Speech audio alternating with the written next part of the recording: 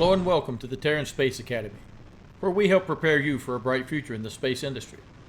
Don't forget to stay connected, tell us what you like, and help support us on Patreon if you can. Several of you stepped up after our recent request, and we appreciate you. While planets like Mars and Mercury are more attractive targets for permanent settlement, the Moon is the key to a successful human presence in space. As pointed out in the Scientific American article I reviewed previously, living in space will not be easy. Many have made an extremely naive assumption that all we need to do is get to Mars and we'll be fine. But this would be a grave mistake. To illustrate this point, let's look at a failed concept called Mars One. Mars One was founded in 2011 by Bas Lansdorp. By 2012, it had a staff of 4. It was separated into a non-profit entity called the Mars One Foundation, based in the Netherlands, and a for-profit company called Mars One Ventures. I will not speculate on the sincerity of this group, but from all indications, they truly hoped to make their concept work. Mars One wanted to send 40 colonists to the Red Planet, creating a permanent colony. They estimated it would cost around $6 billion, probably a little optimistic, and started collecting donations and selling merchandise. By 2015, they had 2 conceptual studies completed by engineers. They would start with autonomous rovers to select the colony site and set up habitats landed by follow-on missions. The rovers needed to be autonomous because Mars is too far away for remote control. 6 modified Dragon capsules would then land with another rover. These habitats would be supplied with 3,000 liters of water and 240 kilograms of oxygen each to produce a breathable atmosphere of 0.7 bar, and is equivalent to 70,000 pascals, 70 kilopascals, or about 14.5 psi. A bar is very close to one standard Earth atmosphere. A radio transceiver would be landed and would transmit progress back to Earth. A Falcon Heavy would then launch with the first 4 colonists. The Falcon Heavy is not qualified for crewed flight right now, but let's assume that it could be. I assume a Falcon Heavy would be used also for the previous landings. These colonists would plan to spend the rest of their lives on Mars, preparing the colony for the rest of its residents. Now let's look at their concept. But let's start with only 2 colonists. I'll show you why in a minute. But first, let's work backwards and see how much a Falcon Heavy could get to Mars. The Falcon Heavy is a very interesting 3-core rocket system, most similar to the Delta IV Heavy. The Delta IV Heavy was the first 3-core system that I know of. Until it was developed, everyone just used boosters. Here's the Energia rocket system with 4 RP-1 fueled boosters and a hydrogen-fueled core. The Delta IV Heavy was an innovative design, also hydrogen-fueled. It was made by connecting 3 of the regular Delta IV first stages. These had been used individually with or without solid rocket boosters in the past. Each core is powered by a single RS-68A rocket engine. Each RS-68A produces 3.14 meganewtons, about 325 tons of force, giving a combined thrust of 9.42 meganewtons. With a specific impulse of 360 seconds at sea level and 412 seconds in a vacuum, this rocket can get 28,790 kilograms to low Earth orbit, or 8,000 kilograms to a Mars transfer orbit. The Falcon Heavy was the second 3-core rocket system, and uses 3 RP-1 fueled cores with 9 Merlin 1D rocket engines each. The Merlin 1D produces 934 kilonewtons, or 0.93 meganewtons each, with a specific impulse of 280 seconds at sea level and 311 seconds in vacuum.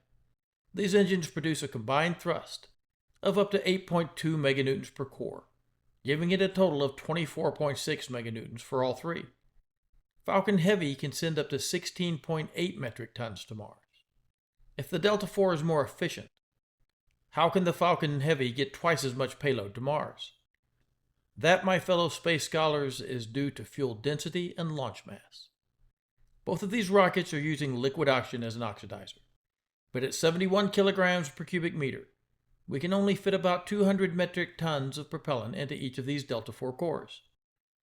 The Falcon Heavy uses RP-1, with a much higher density of about 820 kilograms per cubic meter, allows SpaceX to launch each core with 370 metric tons of propellant in the first stage. There is a limit to how big you can efficiently make a rocket stage on Earth, before air resistance and practicality overcome efficiency benefits. The Falcon Heavy, despite a lower specific impulse, is better than the Delta IV Heavy. Now let's look at their ride to Mars. The SpaceX Dragon 2 crew capsule can carry up to 7 passengers, has a dry mass of 7,700 kilograms, and can carry up to 6,000 kilograms to orbit, giving us a total of 13,700 kilograms. The Falcon Heavy can get this mass all the way to Mars with no problem. SpaceX had, in fact, planned to make a capsule called the Red Dragon, specifically for landing on Mars. The Red Dragon was supported by NASA from 2014 to 2017, when it was canceled in favor of the Starship. The Red Dragon was planned to be an uncrewed craft. If modified for passengers and used for Mars 1, the 2 selected colonists would need to live in this capsule for 9 months. Now, if you watch this lesson, you know that a person needs about 0.85 kilograms of food per day, and at least 2 liters of water. For a 9-month trip, which is about 275 days, they would need a total of 1,100 kilograms of water and 467.5 kilograms of food.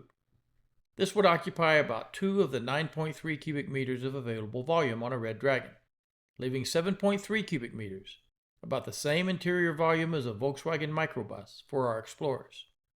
Now they are going to need spacesuits for getting around on Mars, and other supplies, so they will be in the equivalent of a small car for 9 months. If the 2 intrepid explorers don't kill each other on the way to Mars from cabin fever, they can look forward to an exciting arrival. Assuming a gravity-assisted slowdown, you can come in ahead of a planet or moon to let its gravity slow you down, or you can come in behind its direction of travel and use its gravity to boost your speed. Here they would use gravity to slow down and come into the atmosphere at about 6 kilometers per second. The Red Dragon would be slowed by the atmosphere and protected by the heat shield, to where the Super Draco engines could bring it to a safe landing. The Super Draco thrusters use monomethyl hydrazine and nitrogen tetroxide hypergolic propellant. There are 8 in each capsule. They each have a thrust of 71 kilonewtons for a total of 568, so a little more than half a meganewton, with a 235-second specific impulse at sea level and 300 seconds in vacuum. Mars, with only about 1% of Earth's atmospheric pressure, is always near vacuum. The Dragon crew capsule carries 1,388 kilograms of propellant for these engines, and should be able to make a safe landing by burning 1,900 kilograms of propellant, creating the 2.4 meters per second of delta V needed for the rest of the soft landing. That means we will need to add about 600 more kilograms of propellant to our usual supply, which increases launch mass, but we had a good margin there. It also changes the re-entry perimeters, increasing the kilograms per square meter of heat shield area, but let's assume that's all within acceptable margins also. The Red Dragon capsule, with a lift-to-drag ratio of 0.24, was calculated to be able to land with an accuracy of around 10 kilometers, maybe closer with radio signals to guide them, but they would still not risk landing right at the base. So we have 2 people hiking to the compound. 2, I guess, to start setting up greenhouses and preparing the base for the next arrival. Now, Mars 1 chose colonists who were much too young for this purpose. It's all in my book, but there were only 2 candidates out of 100 over the age of 50. They should all have been over the age of 50, or the radiation exposure is going to dramatically shorten their life. Now, they could set out using some pre-landed heavy equipment to pile up regolith for radiation shielding. But is this entire plan practical? Not at all. The window for Earth-Mars transit is about every 2 years. Every person you land will reasonably need a minimum of 250 kilograms of food and 750 kilograms of water per person per year to stay alive and sane. And that's not counting oxygen, which we ignored on the trip over. Everyone needs about a kilogram of oxygen a day, so another third of a ton per year per person there. And you need carbon dioxide scrubbers and redundant systems so that if one fails, you don't have to watch your buddy die horribly, or run frantically as they chase after you to take your scrubber. All these supplies and equipment would need a larger capsule to fit it all in. This is the Dragon XL, a long-range capsule designed for deep space missions, but it's not designed to land. So we'll need to cram everything into the Red Dragon. This is a bad plan for everyone except hardcore explorers. People like Armstrong, Mitchell, and Aldrin, with the skills to take over and pilot the ship to a safe landing if the computer fails, and to replace or repair any failed component, and to assemble all of the equipment necessary for the colony. They would also need to be advanced trauma life support qualified to even hope to survive any kind of accident. A 40-minute delay on where to put a tourniquet would be fatal. What's a much better plan? We need a much, much bigger ship, one that can only be efficiently built using lunar resources. Let's start looking at the moon, where we'll build a giant colony ship and land it on Deimos, like they had planned for the Mars base camp mission, sending landing parties down only after pre-positioning automated emergency return ships. To build ships with enough mass and shielding to do this safely, and to build enough of them to even hope to colonize Mars within a century, demands the moon's resources. On the moon, we can use magnetic rails to launch huge plates of aluminum into lunar orbit, where they can be assembled into these massive colony ships. These can be loaded with technological supplies and food from Earth, while water, oxygen, and hydrogen fuel come from the moon. This will require a large colony on the moon first, which is why trying to colonize Mars before we have a large lunar industrial complex does not make sense. In this regard, I think Bezos is right and Musk is wrong. It might be technically feasible with 20 or so Starship resupply launches per Mars-bound starship, but it makes no sense.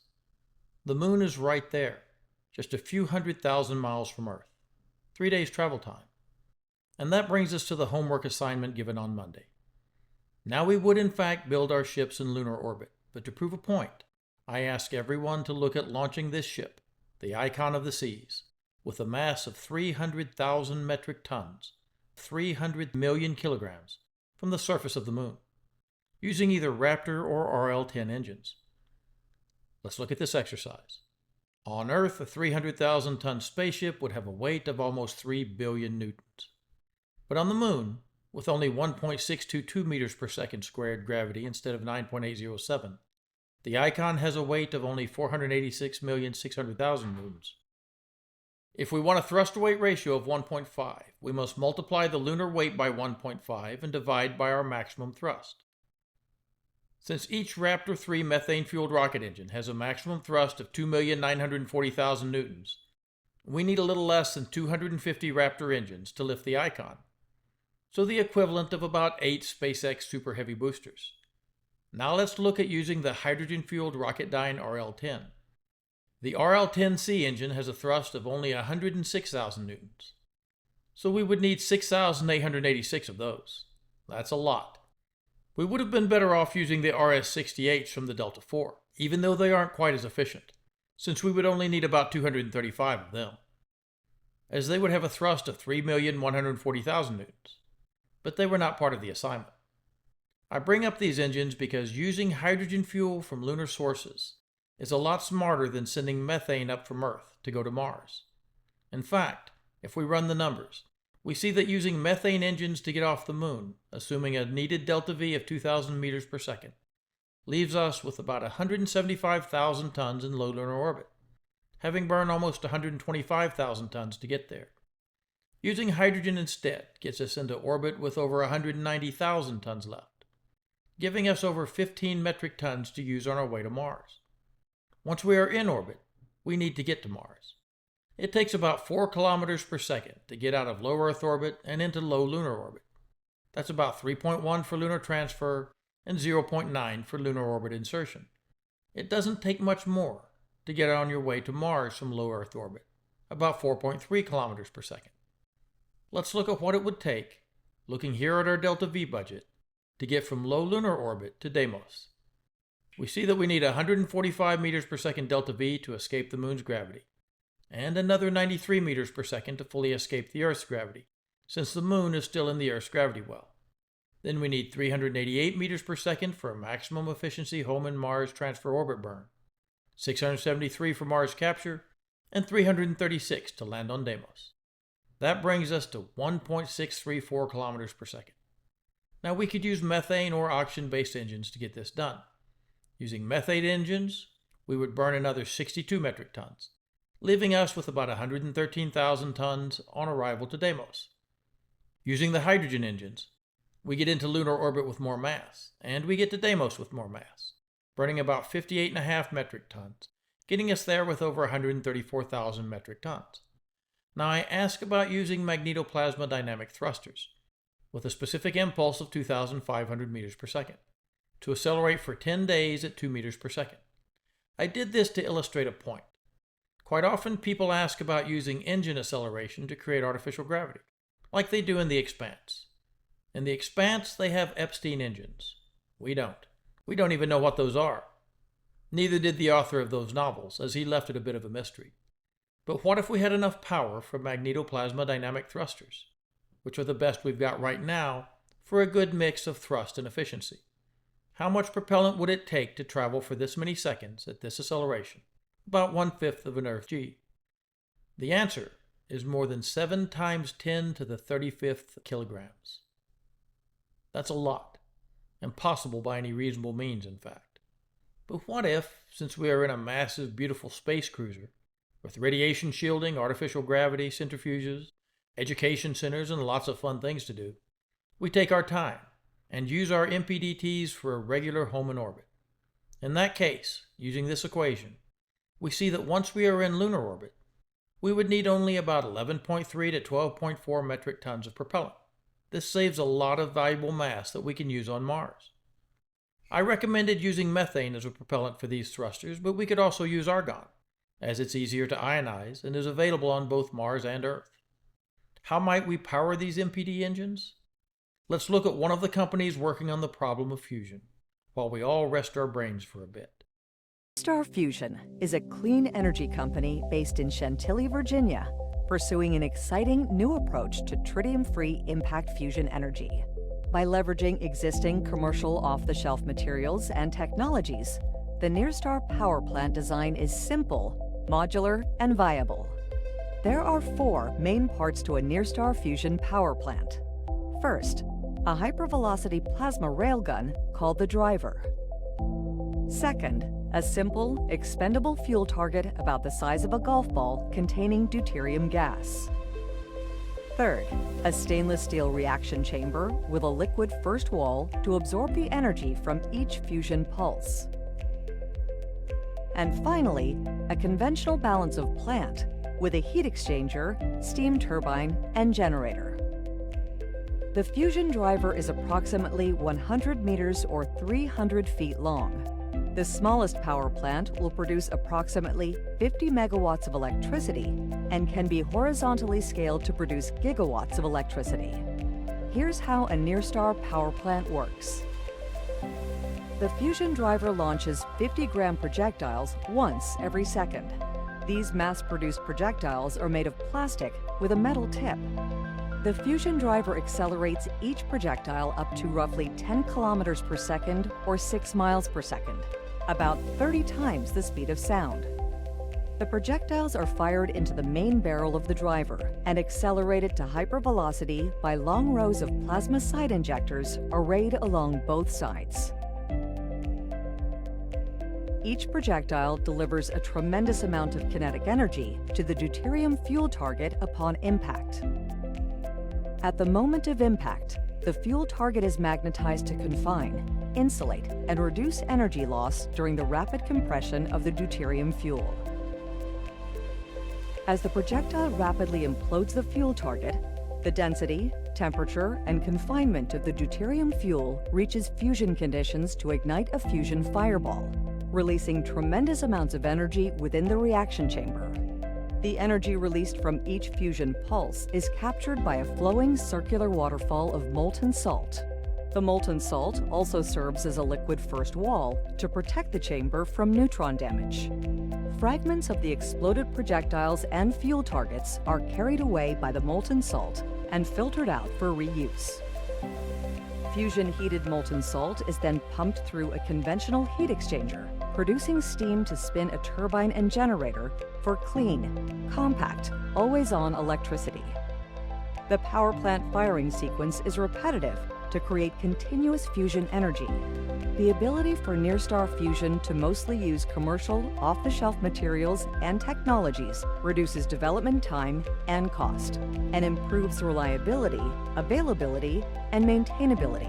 This in turn reduces operational costs and increases profitability, while providing high-paying blue-collar jobs worldwide. The modular design of near-star power plants supports simplified upgrades to harness design advancements and aneutronic fuels. Horizontal scaling of near-star fusion power plants enables addressing the needs of small, medium, and large energy markets. Near-star fusion is working towards a future of always-on, affordable, and equitable clean energy. The future of our planet and civilization needs fusion energy to become a reality. Thanks for watching, and stay safe at Astra Pro Terra.